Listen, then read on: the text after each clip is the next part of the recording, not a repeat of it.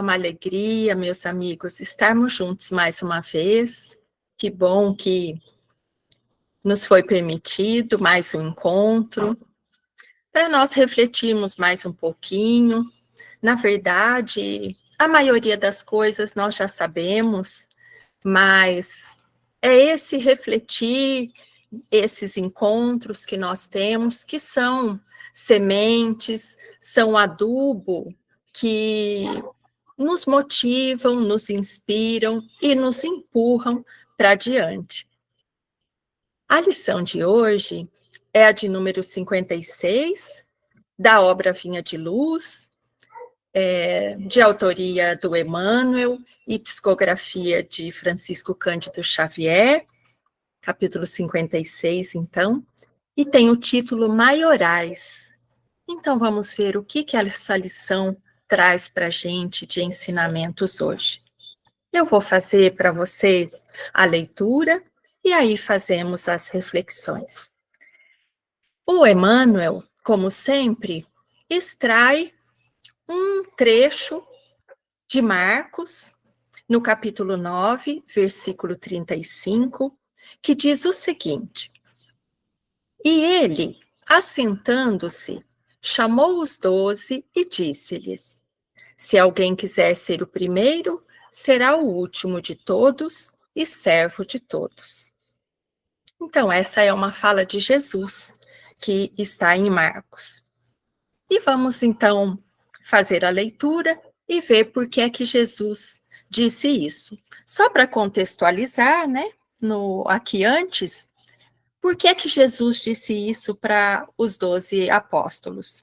Ele disse porque numa viagem, né, vou falar bem por alto, numa viagem de volta, os apóstolos todos vieram então conversando ali, discutindo, e eles queriam saber quem era o maior dentre eles, quem era o preferido de Jesus, quem ficaria à esquerda, quem ficaria à direita. E a viagem toda vieram então conversando, argumentando, né, por que esse, por que aquele. E quando então chegaram, é claro que eles foram perguntar para Jesus, né, qual seria então o maior deles, né, o mais preparado para seguir o mestre, ser o seu representante. E aí Jesus então diz para eles isso, que quem quiser ser o primeiro, que seja o último e sirva a todos. E não só ele disse isso, como ele pegou então a bacia com água e começou a lavar os pés de cada apóstolo. Lembrando que essa era uma tarefa bastante simples, de um serviçal, era o escravo da casa quem fazia isso, porque as pessoas chegavam, vinham a pé, chegavam com os pés empoeirados, né? E o escravo, então, lavava os pés da pessoa. Então, Jesus, com esse gesto, quis dizer e ensinar que o servir é o cerne, deve ser a maior alegria e é o que representa a grandeza de um espírito. Então, esse é o contexto. E o Emmanuel, então, pensando esse trecho, vem nos falar. Então, Emmanuel diz assim: maioral, aquele que mais se sobressai. Desculpa, aqui fui eu que coloquei, né, para dizer o que é o maioral, né? Então, maioral, a palavra, é aquela pessoa que mais se sobressai, que é o AIS, né, o mais capacitado naquela área que ele domina, é um chefe, é alguém que se destaca, o líder. Então, é isso que é o maioral. E agora sim, o Emmanuel. Então, ele diz assim: ser dos primeiros na Terra não é problema de solução complicada. Há maiorais no mundo em todas as situações. A ciência, a filosofia, o sacerdócio, tanto quanto a política, o comércio e as finanças, podem exibi-los facilmente.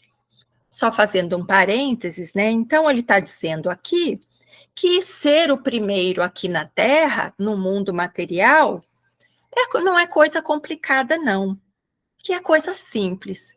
Na verdade, a gente sabe que não é tão simples assim, né? A gente se destacar no trabalho, por exemplo, em alguma habilidade, cozinhar, ou lidar com os números, ou ser um atleta, ou ser muito bom com as letras.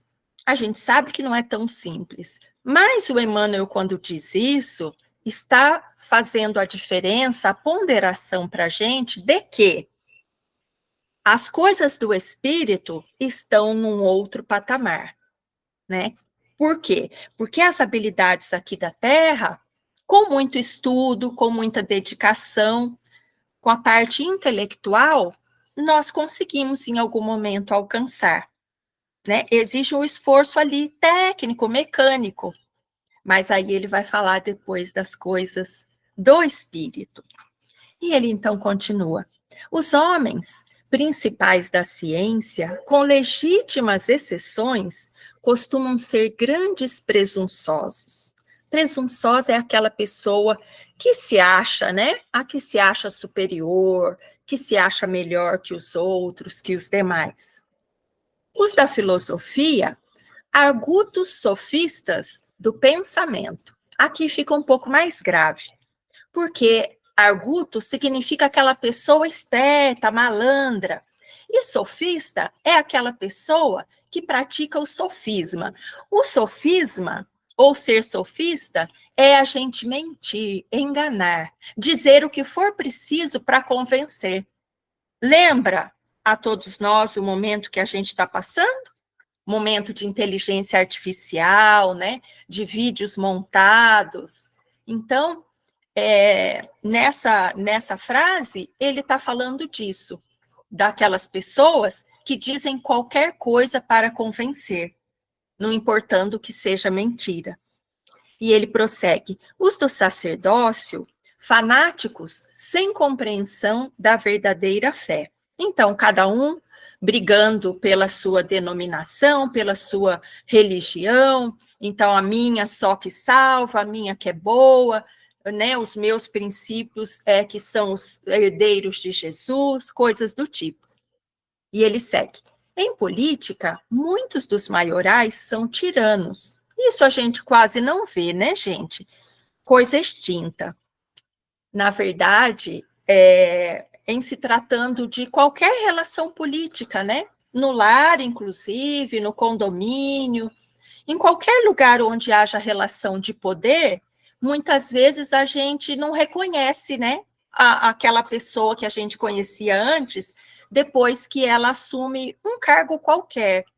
Então, ele está falando disso. Embora, infelizmente, hoje na política nós tenhamos ainda muitos líderes tiranos, cruéis, que obrigam as pessoas a seguirem aquilo que a pessoa quer, né? E ele diz ainda: no comércio, inúmeros são exploradores. E nas finanças, muitos deles não passam de associados das sombras contra os interesses coletivos. Ser dos primeiros, no entanto, nas esferas de Jesus sobre a terra, não é questão de fácil acesso à criatura vulgar, ou seja, às criaturas de maneira geral, né, a qualquer um de nós. Nos departamentos do mundo materializado, os principais devem ser os primeiros a serem servidos e contam com a obediência compulsória, ou seja, obrigatória de todos. Em cristianismo puro, os espíritos dominantes são os últimos na recepção dos benefícios, porquanto são servos reais de quantos lhes procuram a colaboração fraterna. Então, aqui ele falando, né, um pouco antes, falando do comércio, né, igualmente as relações comerciais, as relações dos números, dos negócios, são feitas não só no mundo material, mas também nas questões espirituais, né. E aí, nessa última parte, ele então diz que ser o primeiro nas coisas do verdadeiro cristianismo, né, ou seja, no Evangelho de Jesus, aí é que são elas. Por quê? Porque é o primeiro no mundo do espírito, aqueles como Jesus falou, aquele que, enquanto tiver ainda uma pessoa que ainda não está evoluída, que ainda não está com a sua consciência guiando para o caminho do bem, eles não descansam. Então, eles não pensam nunca em si. E aí a gente nem consegue pensar nisso, né? A única coisa que se aproxima para a gente desse servir é o papel de pai e mãe, né? Porque, com raras exceções, os pais, talvez principalmente a mãe, né? Se o filho está doente, não, nem se pensa que a mãe vai deitar e dormir. Não vai, vai ficar ali vigilante, né? E em todos os cuidados com ali o bebê, e depois os filhos crescem, e isso não alivia. Aí as preocupações vêm com a nora, com os netos, e não acaba nunca. Então, talvez seja a nossa referência para lembrar desse servir, né? Mas aqui, então, o Emmanuel está falando, assim como Jesus falou, que essa deve ser a tônica, e que está tão distante para nós. E aí, o Emmanuel, então, vai encerrando, e ele diz: é por isto que em todas as escolas cristãs há numerosos pregadores, muitos mordomos, turbas de operários, cooperadores do culto, polemistas valiosos, doutores da letra, intérpretes competentes, reformistas apaixonados, mas raríssimos apóstolos. Ele dá valor a todos que trabalham, né, em prol do semelhante, da religiosidade, mas ele diz que apóstolo são raros. Nós ainda vamos falar disso, né, de o que é ser apóstolo. E ele então encerra: de modo geral, quase todos os crentes se dispõem ao ensino, ao conselho, prontos ao combate espetaculoso e à advertência humilhante ou vaidosa, poucos surgindo com o desejo de servir em silêncio, convencidos de que toda a glória pertence a Deus. Emmanuel. Então, aqui ele encerra nos dando aquele enquadramento de sempre, né?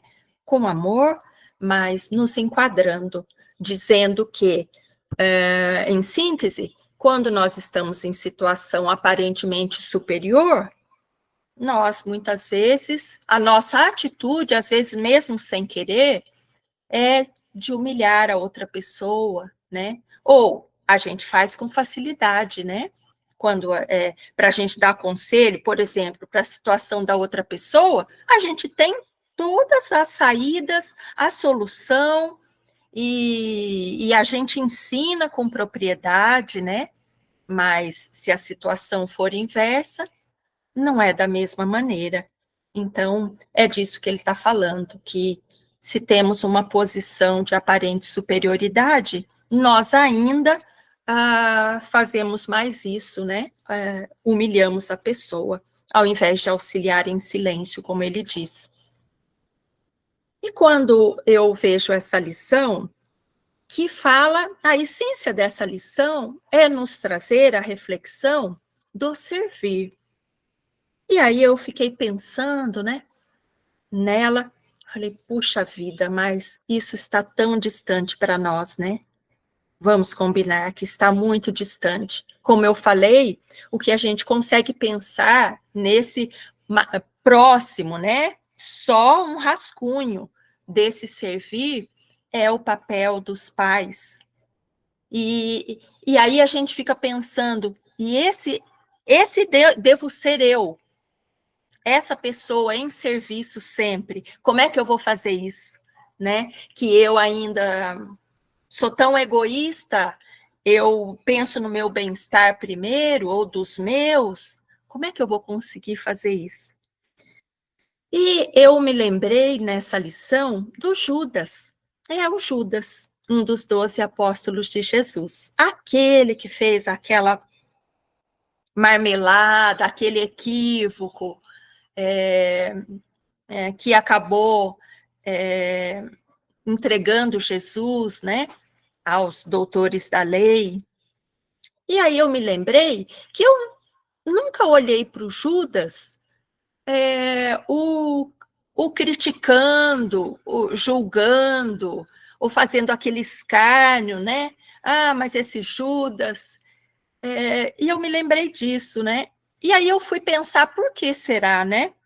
Eu acho que é porque eu me sinto tão, tão mais próxima do Judas, né? O Judas, acho que para mim é tão humano, tão nós, aqui, enquanto estamos ainda num planeta de provas e expiações. O Judas somos nós.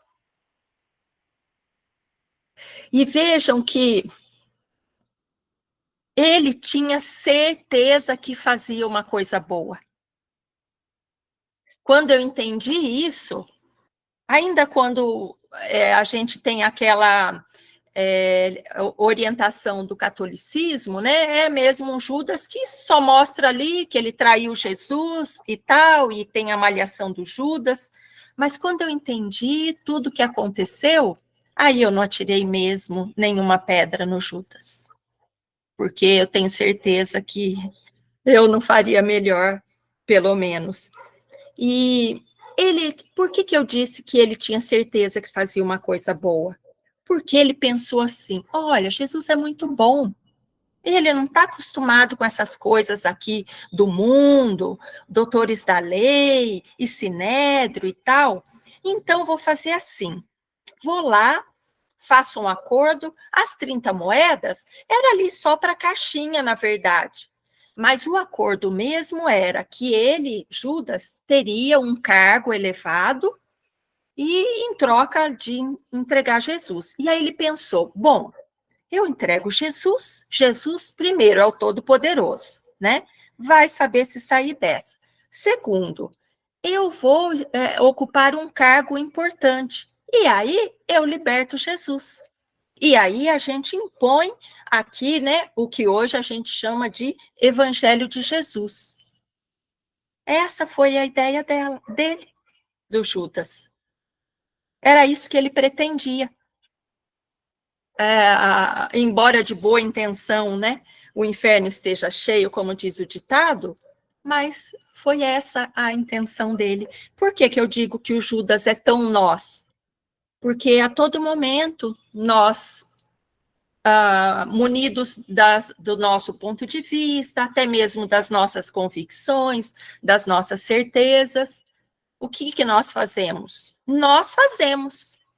E muitas vezes a coisa dá tão errado por séculos e séculos na nossa vida, né? Ou dos outros, ou até do planeta, dependendo do que seja que a gente faça, porque a gente achou que era daquele jeito, que era o servir. Então, Jesus disse tudo como é que era para fazer, como é que era para servir, desenhou. Mas a gente sempre acha. Será que a gente não é assim também? A gente é assim também. A gente acha que sabe mais até que Jesus, que fala: não, Jesus, eu tenho um jeito que vai dar muito mais certo. Então, essa reflexão é de ouro para nós. E tem outra coisa. Os 12 apóstolos, a gente sabe, foram escolhidos a dedo por Jesus, né, pela equipe espiritual. Por quê? Porque era uma tarefa muito difícil e tinham que ser espíritos, como Jesus disse, que o fardo é proporcional à força, à condição do espírito, tinham que ser espíritos que dessem conta daquela tarefa árdua. Não foi fácil a vida deles, muito pelo contrário. E aí a gente fala assim: nossa, mas o Judas traiu Jesus daquele jeito. O Pedro negou Jesus. Nossa, mas esses eram ainda melhorzinhos? Foi o melhor que encontraram? Né? De repente, né? Alguém mais exigente vai pensar. eles eram, sim, espíritos de muito maior envergadura, de elevada envergadura, mas isso é para a gente ver que quando a gente está aqui, como é difícil, como a gente está nesse mundo material, nesse mundo de carne. E por que que eles falharam? A gente foi pensar, mas por que que eles falharam? Eles não tinham o apoio da espiritualidade? Puxa vida, custava dar uma mãozinha para eles? Claro que eles tinham, né? Mas por que que eles falharam? Um momentinho de invigilância. Ai, o orai e vigiai, a todo momento nos ensinando. Um momentinho de invigilância. Pedro, no momento de invigilância, embora Jesus tenha avisado para ele, ele ficou com medo e ele negou Jesus. E o Judas, igualmente, só para falar desses dois, né? As convicções que ele tinha, o jeito que ele achava que o mundo devia ser dirigido, no momentinho de invigilância, ele sintonizou com sombras que igualmente gostavam de ver o circo pegar fogo, que pensavam só nas coisas materiais, e ele caiu. Então, é a segunda reflexão para nós. A vigilância, a todo momento que a gente lembrar, pelo menos.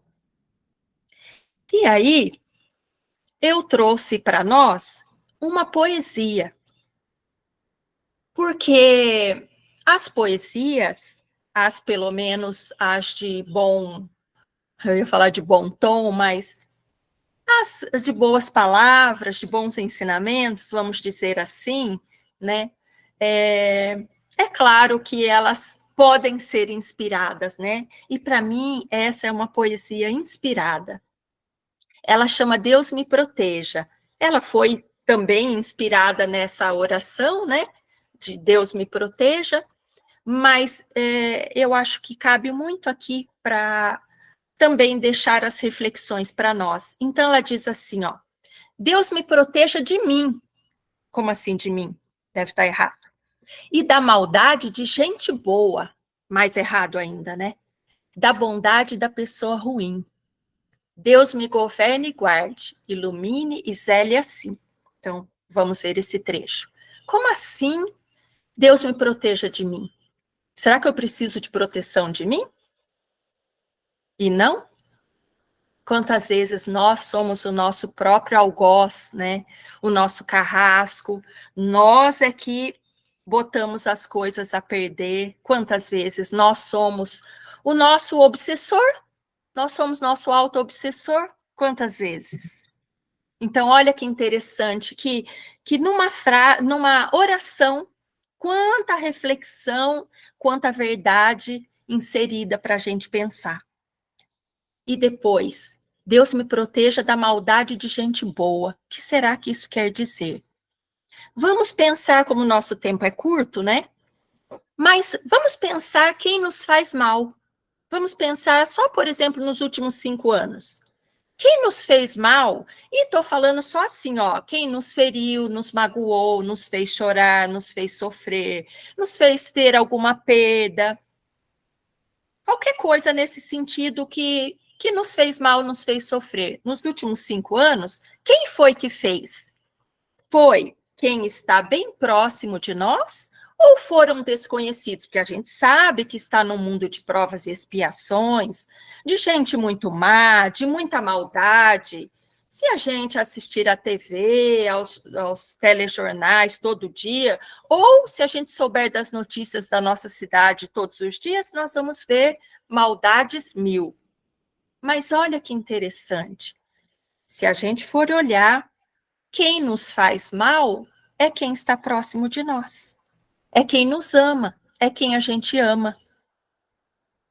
E o contrário, né? Porque a gente não é essa vítima também, né? Boazinha. E aquilo que a gente também faz aos outros. Mesma coisa, mesmo período.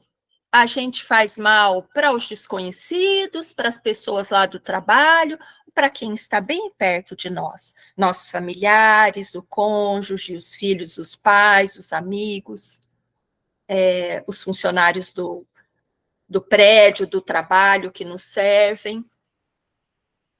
Não é a mesma coisa? Então, olha que interessante. Então, Deus me proteja da maldade de gente boa, traz para a gente muitas reflexões e que importa a gente parar e pensar, puxa vida, mas eu então, que sou uma pessoa boa, nunca matei ninguém, nunca roubei, não desejo mal para os outros, dou só umas escorregadas, quer dizer que eu faço mal, mesmo sendo essa pessoa boa que eu me considero, e faço mal àqueles que eu amo. Sim. Então, será que não dá para dar uma caprichada nisso? A outra oração diz assim, né? Então, me proteja da bondade da pessoa ruim. Por que que ele está dizendo isso, né? Até ironicamente. Porque a pessoa ruim, a gente fala da pessoa ruim, não sai nada de bom, né? E quando ela faz uma coisa boa, você desconfia. Pode ser nesse sentido, né? E pensando que a pessoa que está realmente imbuída, envolvida nesse mal que pode ser ações, ou só pensamentos, ou só sentimentos, fazer uma coisa boa ou nos fazer uma coisa boa, geralmente tem um preço alto, né? Embora a gente não possa perder as esperanças sempre nas pessoas, né? Mas ele está dizendo aí nesse sentido, né? De que uma pessoa ruim não faz uma coisa boa.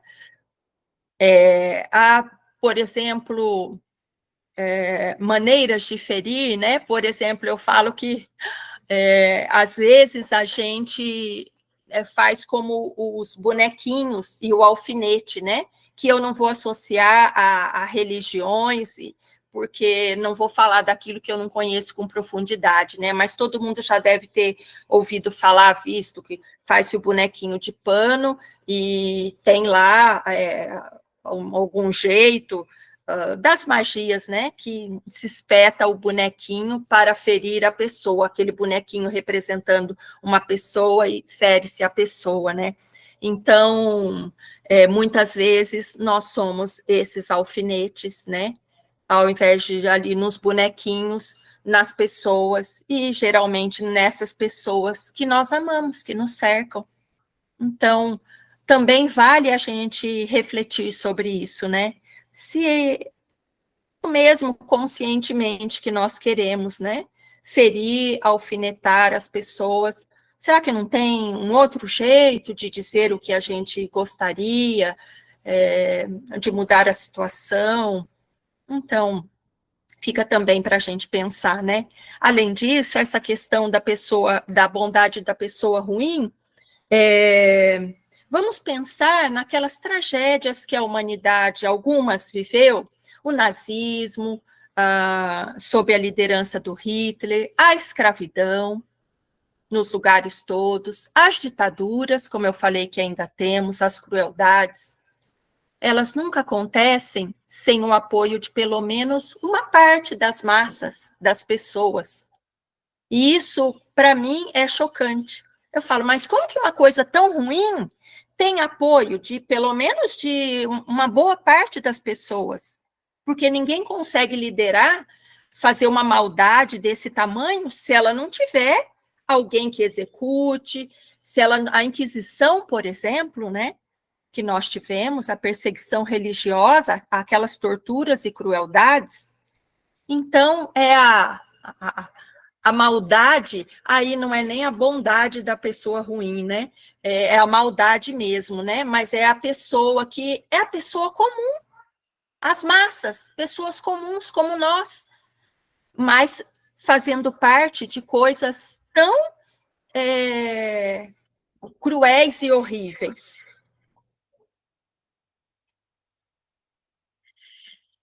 E aí vou encerrar só a poesia, porque já usamos o tempo.